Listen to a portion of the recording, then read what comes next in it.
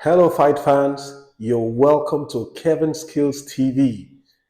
Here on this channel, we bring you breaking news, update, post-fight, pre-fight, incisive analysis on boxing, MMA, and fitness in general.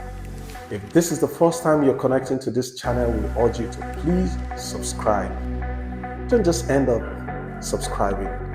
Click the notification. That's how it shows that you become a partner to this channel, because when you click the notification icon, you're going to get notified whenever we share a new content. So please click the notification icon after subscribing so you get notified all the time. So thank you so much for joining us on this channel. Today we want to go into the post-fight analysis of Daniel Dubois and Usyk 2. Yes, you heard me right.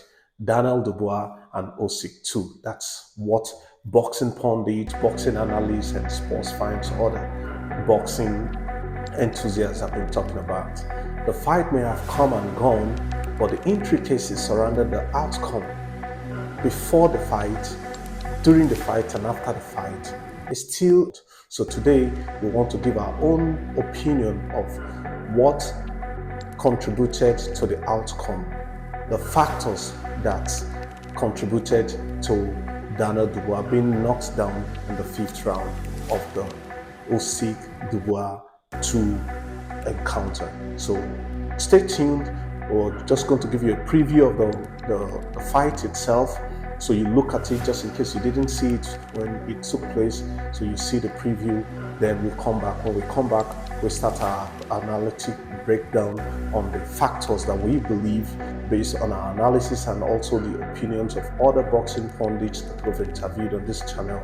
We'll be able to showcase what are the factors that made this outcome the way it is. So sit back and relax and enjoy the fight preview. When we come back, we comment our analysis on the factors that led to the outcome. Thank you.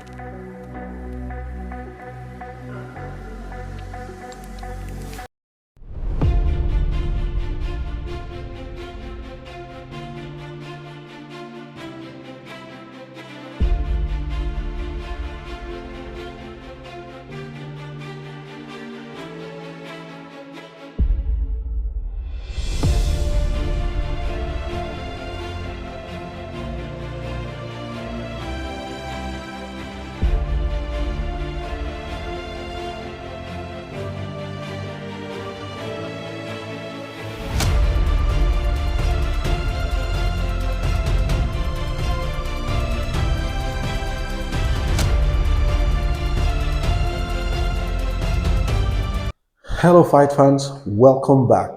I'm sure you must have seen the clip of how it went down on the 19th of July 2025 when Usyk again slugged it out with Daniel Dubois for the second time. I'm sure a whole lot of you must have started seeing the reason why there is a complete end to the controversy of the first fight, whether the first fight was a low blow against Usyk or no low blow. All those controversies have ended today.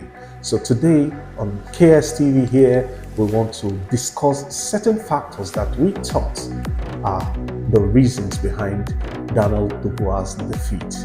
So let's dive straight deep into points, and I'm sure you could have your own points or your own facts, but at the end of the day, leave your thoughts in the comments so we can analyze and discuss together in other subsequent episodes of this presentation. So let's dive straight into the factors that we felt were responsible for the outcome between Daniel Dubois and Usyk 2 when we come back from the break.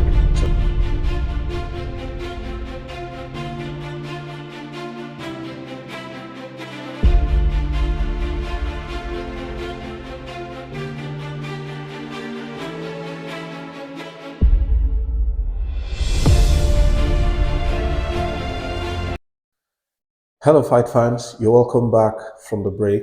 We hope you enjoyed your time having to have a second look at that fight again. I'm sure this must have also given you another opportunity to have a clearer view of exactly how it went down on the 19th of July between Daniel Dubois and Usyk. So let's dive straight into the factors that we felt were the reasons behind the outcome between Daniel Dubois and Usyk too. So number one on our list is psychological edge. Psychological edge in the sense that we feel from one of the face-offs that they had before the fight, you notice that Daniel Dubois couldn't stand Usyk face to face till the end. Just before they were broken apart, Daniel Dubois turned away from Usyk. He turned and faced the crowd after shouting, "Let's go, let's go, the new and the new and the new." It didn't end there. Daniel Dubois switched and started facing the crowd when Usyk was still standing facing him on the face of. That was a psychological demonstration that Daniel Dubois had been defeated psychologically already before the fight. That's our candid opinion. And when you looked at Usyk's composure, Usyk wasn't rattled. Even after the controversy in the first fight, he wasn't rattled about Daniel Dubois' personality, despite the fact that it was in Daniel Dubois' backyard that that fight was going to take place. He was calm. His calm demeanor and championship mentality during the face-off have mentally overwhelmed Dubois. That was why Dubois couldn't face him anymore.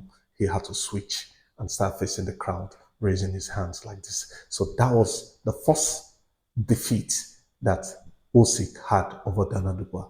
This is our candid opinion. Just in case you have a differing opinion, you could still drop your thoughts in the comment.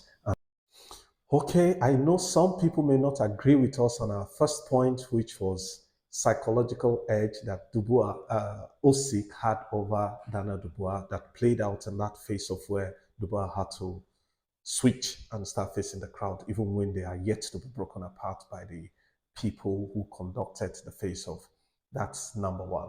Number two, the second reason why we thought the fight came out the way it did was boxing IQ.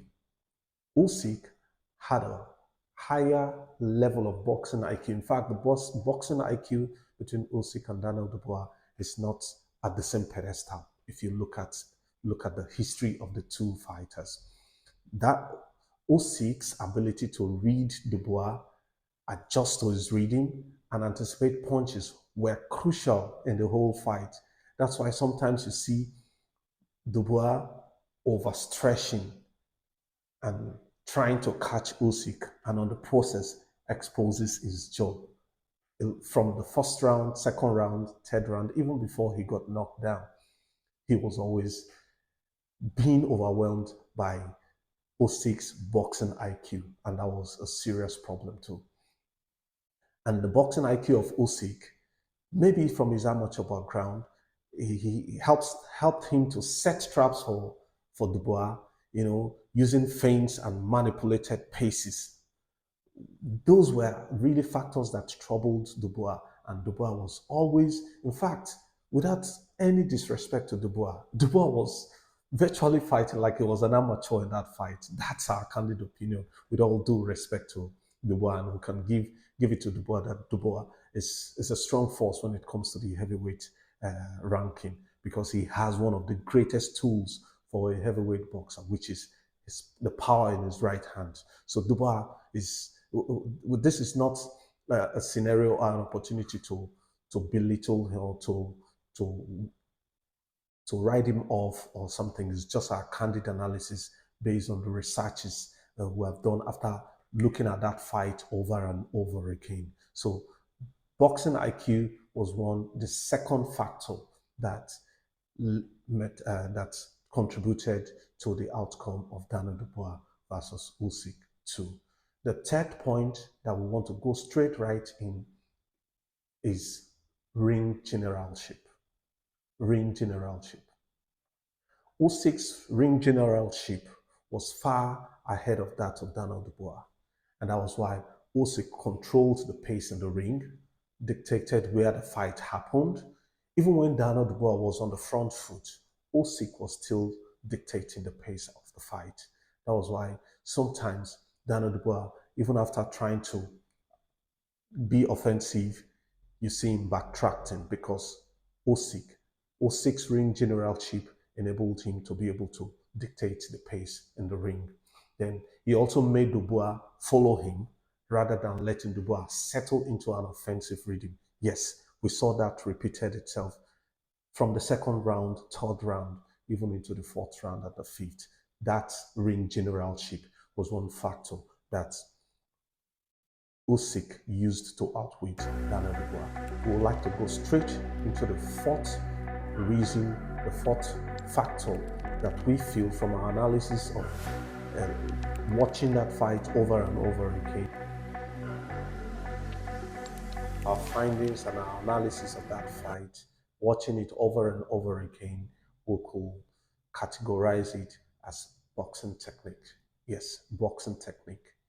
You all agree with me that Usyk has had a very successful amateur career. He was also the cruiserweight undisputed champion, where he had to defeat everybody in the cruiserweight and became undisputed cruiserweight champion, leading off to his entrance into the heavyweight cadre. That those factors necessarily could have been the reason behind Usyk's technique. So if you watch the fight critically, you find out that Usyk had clean footwork, he had clean balance and straight shots at Daniel Dubois. He had exceptional use of the jab, especially from his stance. And both as a rangefinder and as a weapon, he was always using his jab to be able to outwit Daniel Dubois, while Daniel Dubois was still having that power mentality because he believes so much in his power to be able to bring Usyk down. He knows, Daniel Dubois knows from the beginning that if they go 12 rounds, he won't be able to match Usyk. So he had this mindset of bringing him down, giving him a knockout. So he was always trailing with his hands up this way, with his hands up, always trying to make sure he gives a knockout punch. But with Usyk's boxing technique, he was always having clean footwork and balance and straight shots, exceptional use of the jab, and both as rangefinder and as a weapon. His ability to pivot and create angles consistently. Those were some of the factors that were making things a bit difficult for Daniel Dubois to be able to, catch Usyk, to be able to utilize his power to outcome. You quite agree with me that if Daniel Dubois' punches happen to hit clean on Usyk, it's going to be really trouble for Usyk. And Usyk knows that too. That was why he utilized and capitalized on his boxing technique to be able to flip sides, switch stance and always try to go and dodge away from the offensive of Daniel Dubois. So for us, the fourth point, the fourth factor that contributed to the outcome of Daniel Dubois Usyk 2 was Usyk's high sense of boxing technique, which was far more that superior than that of Daniel Dubois. Then the fifth point that led to the outcome of that fight is, for us, Usyk's Southpaw stance. Yes, you get it right. Usyk's Southpaw stance. It has always been a trouble for the orthodox fighters. It has always been a trouble for the orthodox fighters. If you take a stock of all the British fighters that Usyk had defeated in the time past, from Tony Bellew, to the juggernaut Joe Joyce, to Anthony Joshua, to Tyson Fury, to Derek Chisora, even to Daniel Dubois. All of them, all of these guys are orthodox fighters. So if you watch all their fights, you find out that Usyk's southpaw stance, coupled with his boxing technique, and it has always been a trouble for these guys to be able to catch him. So for someone who is a southpaw, having that level of ring generalship, boxing, boxing IQ, and boxing technique. It's is real trouble for these orthodox guys. I really doubt if there's any orthodox heavyweight boxer that will be able to defeat Usyk in this time. I really can't imagine. I was hoping that it was Tyson Fury, especially in the second fight, which gave me the confidence that Fury must have learned from the first fight. Will be able to prepare his arsenal and come shooting out to Usyk for the second fight. But unfortunately, that wasn't the case, and you saw the outcome of Usyk versus Tyson Fury in the second fight. So Usyk's stance, his Usyk's Southpaw stance, is a real trouble for all of these boxers, and I am sure it's still going to be a trouble for any other heavyweight that could come across to fight any mandatory opposition to be able to fight Usyk anymore.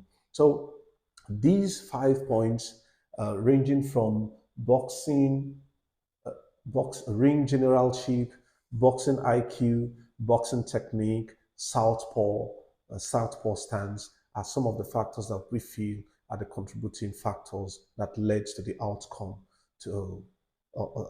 of Daniel Dubois versus Usyk 2.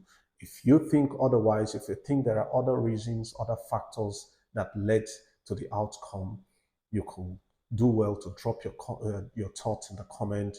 So just for the purpose of summarizing this episode, we could just take a rundown of the points that we started, just in case you're just joining now. We started off with psychological edge, showing that Dubois was defeated even before the fight. In one of the face-offs where he had to turn off from Usyk, that showed someone who, it showed that Usyk was much more psychologically stable and he overwhelmed Dubois psychologically.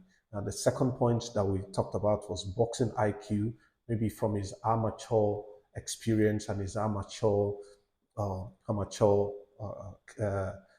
growth that he was able to come out. And don't also forget that Usyk is an Olympian. So those could have also added to his boxing IQ, which Daniel Dubois doesn't have in his arsenal or in his tools box. Then the third point is ring generalship. The fourth point is boxing technique.